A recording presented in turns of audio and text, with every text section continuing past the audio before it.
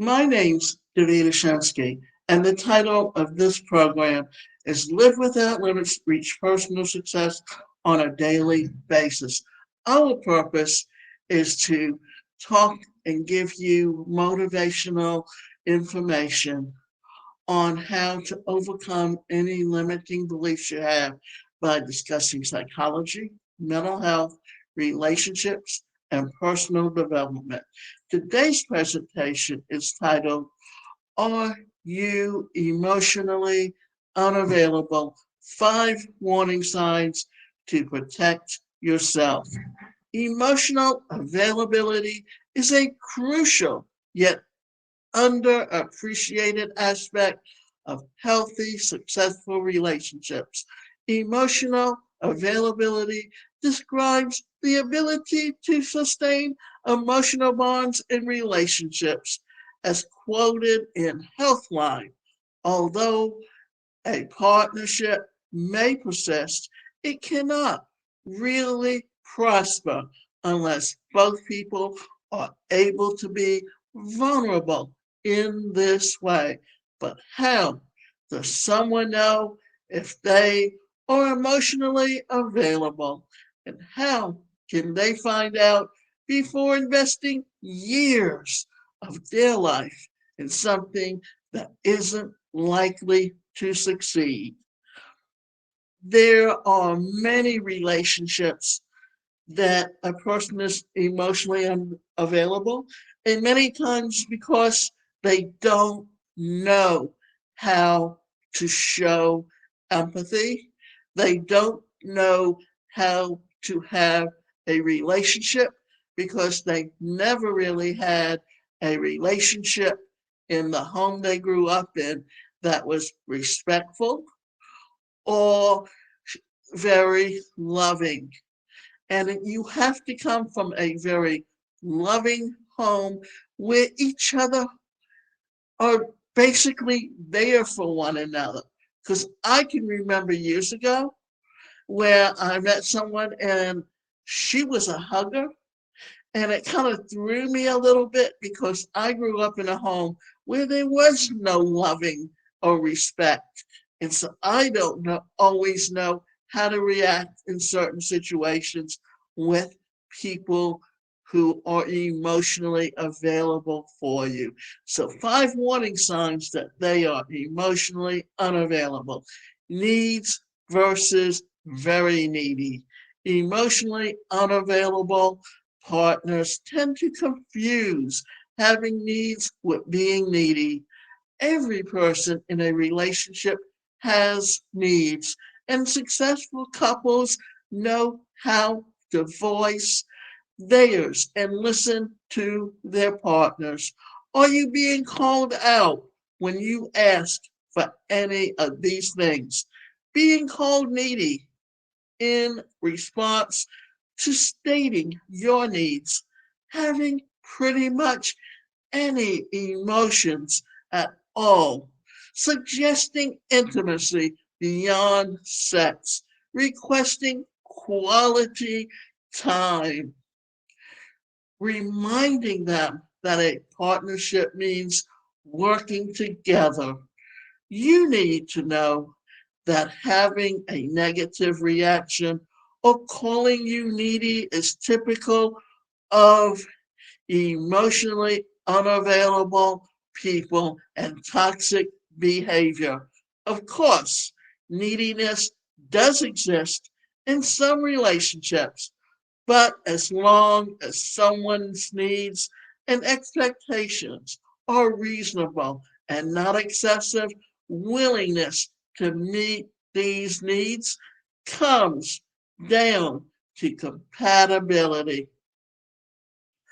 But an unavailable person will try to shut down and shame their partner for having needs and asking them to be met, deterring future requests and alleviating this expectation from a relationship. Sometimes the toxic partner will admit their significant other's needs are valid, but that they don't have the capacity to fulfill them. Intolerant of emotions. Emotionally unavailable people tend to respond to their partner's emotions negatively. They either become angry and aggressive, they shame and guilt the partner out of their feelings, escape the situation, and leave the conversation or location. Most emotionally unavailable people love to call out their other people's anger as hysterical, but don't consider their own anger to be an emotional outburst. They think anger is only an emotion for others. But in any case, if your partner responds to vulnerability, sadness, crying, anxiety with anger, shame, guilt, or abandonment, you've got an emotionally unavailable person on your hands, shallow and sheltered. Emotionally unavailable partners tend to hold back on their personal details and important information about their past. They usually resist deep conversations, shun being vulnerable, avoid talking about trauma. They may be tolerant of hearing others discuss deeper issues, but won't volunteer their skeletons or secrets, no matter how long they've shared their life with someone. On the other, or on the contrary, just because a partner does volunteer important information about their past or trauma doesn't always mean they are emotionally unavailable. They can rewrite history to favor their side, to use it to gain sympathy and manipulate the situation and their relationship in general. Deep disagreements in the same vein, emotionally unavailable partners often avoid arguments about real issues. Fights, conflicts, and disagreements may be frequent, but the underlying issues that really need to be discussed are not. These include maturity, mental health, self control, respect, values, expectations, boundaries, communication, trust, investment in relationships. Instead of finding solutions to legitimate problems, emotionally unavailable partners often don't fight fair, resorting to screaming, name calling, deflection, blame shifting, low blows, and leaving or refusing to discuss the issues at all. Emotional affairs, emotionally unavailable people tend to consider nothing except intercourse with someone other than their partner as cheating. Non monogamous arrangements may have more rules around sexual activity outside of the primary relationship, but once boundaries are established, they will still often be crossed. It doesn't matter how flexible or permissive the relationship is, emotionally unavailable partners will find a way and reason to cross boundaries when they can. Have a boundary conversation early. Each relationship is different, but what are considered acceptable and unacceptable interactions with other people needs to be discussed and decided on early in the relationship. If both partners cannot agree on what cheating is, it is bound to happen and cause further problems down the road. Seriously violating one partner and completely dismissed by another. Emotional availability may seem hard to pin down. We may recognize when it's there, but don't quite know what is missing when it's not. Someone who is emotionally unavailable is open, vulnerable, honest, mature, secure, and communicative.